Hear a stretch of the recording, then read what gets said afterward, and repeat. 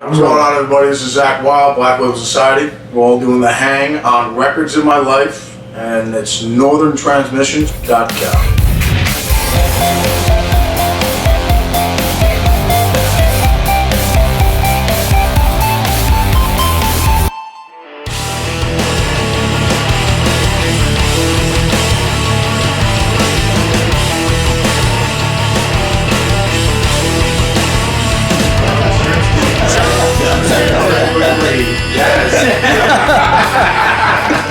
So record number one, what was there, growing up in your house, was there somebody that played a record for you or a friend? Definitely, I'd have to say that the biggest musical moment ever in my life, like the power of music. I vividly remember watching Elton John on the Sonny and Cher show, performing Lucy in the Sky with Diamonds. I was probably 75 or 76 because Captain Fantastic record was out at that point, in Brown Deer Cowboy. So I remember, that was huge. And my buddy's older brothers, he had his older brothers that turned us on, obviously, classic rock and everything like that.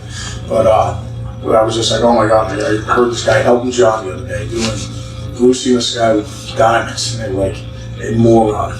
That's a Beatles song. I had no idea. And then I was like, oh, I love this song by Jimi Hendrix, all along the watchtower. Idiots. That's a Bob Dylan song. So I mean, that was pretty much it. And then, but no, definitely Elton John. So, I mean, it was, so from that point on, I was like trying to get every Elton John record I could possibly collect or whatever. So, but yeah, I just saw my kids got me for my birthday or whatever, tickets to go see Elton in Vegas. So me and my wife were out there, so that was amazing. So it was definitely awesome. And, definitely Elton. And then after that, I remember seeing, I was about 12 years old, seeing in art class, seeing a skull, this lightning bolt going through it. His jaw was skull, pretty much the Scully, the Black Label Scully, the jaw was skull. The lightning bolt going through it, it said 666. I was just like, it said Black Sabbath. I was just like, what is this? He was just like, he goes, oh, it's a band my brother listens to. So I remember we were in the mall at the time, and my mom, I was like, Mom, can I get a record or something? She goes, yeah, just you can get one record, right? So obviously, I got Black Sabbath, We Sold Our Souls for Rock and Roll, which is a double album, just because. You suck with it? I'm an asshole. Thinking Mom's not going to recognize that, it's a double album. But anyways, I put the needle on for that, and it beyond terrified me. So,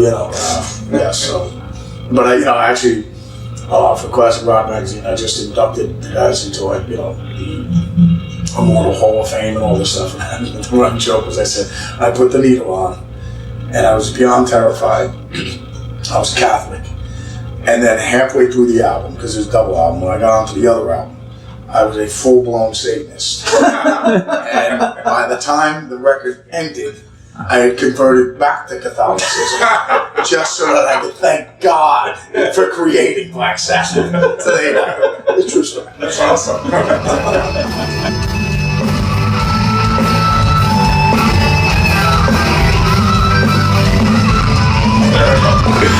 on. So, was there like a record that let's say, your parents, what's the earliest memory, aside from Elton John, let's say, is there an album? Well, I think like everybody else, you would hear, because my parents were older, so they were Sinatra, and my dad's World War II vet, D-Day, Omaha Beach, and everything like that. Wow. So, my parents were older, so they weren't, there wasn't hippie generation stuff, they were coming out with Hendrix and Cream and everything like that. It was Sinatra.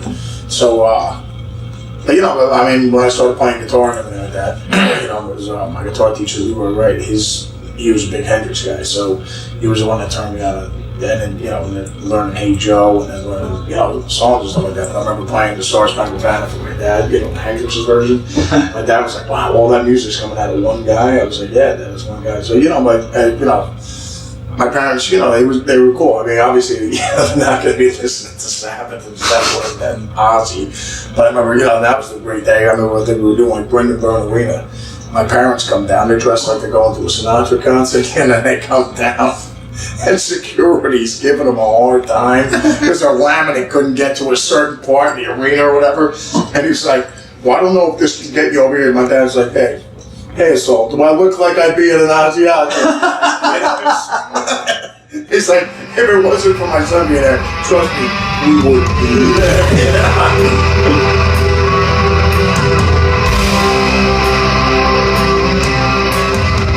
So who today is this guitarist? Like, I know you're going to kill me in a second, but what guitarist is... Well, Jeff Beck just came out with a new record. That young kid. Another young kid. A teen. I mean... Well, no, like the younger guys, like I was saying, you know, I mean, the cool thing is, I mean, actually being I always say, like, the Avenge Sevenfold, because, you know, when they talk about the torch being passed, you know, to each younger generation, how, like, Sabbath would pass it down, Zeppelin to, you know, obviously, then the next wave was, you know, Judas Priest, Iron Maiden, and that, and then obviously, then Metallica, and Pantera, and then, you know, I mean, I'm just saying, that's how, you know, now it's Avenge Sevenfold.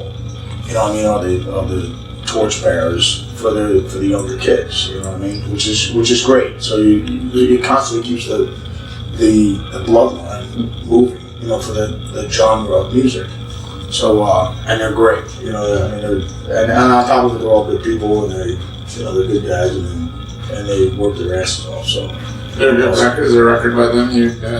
Yeah, well, I mean, any of their records, I mean, they're really well made. I mean, they can all play. You know what I mean? So, which is inspiring to younger kids, you know, to learn your instrument. Yeah. But yeah, I'm trying to think of newer band. I mean, the cool thing is we just had Tyler Bryant and the Shakedown out here, and we have Jared out here, James Nichols.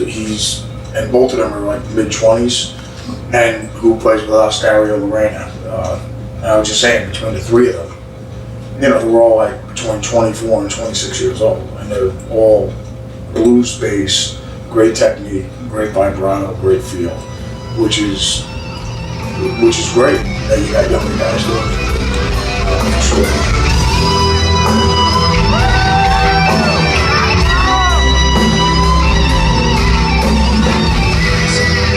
Let's leave on one last record. But you had a Desert Island. This is Desert Island. We usually, like, you know, you got that one album, you just can't live with it. Well, if it could only be one album, or are we talking box sets? Sure, go box set. I mean, does Justin Bieber have a box set? Not yet. No, I was trying to think. Well, I mean, I think obviously it would just be. Well, actually, you know what? I'd have to go either with one of those K-Tel packages. We'll have to go with the best of classic rock. We'll go with that. Wow. You know? Yeah, so I get a bit of everything in there. That's great. Because I don't want to get rid of any of the bands. You got the Stones, you got Zeppelin, you got Sabbath, you got Elton John, you got Neil Young, you got the Beatles. Got a lot of The friends. Justin Bieber box set. You know, and all that stuff. So it's all good. That's great. Awesome. That's awesome.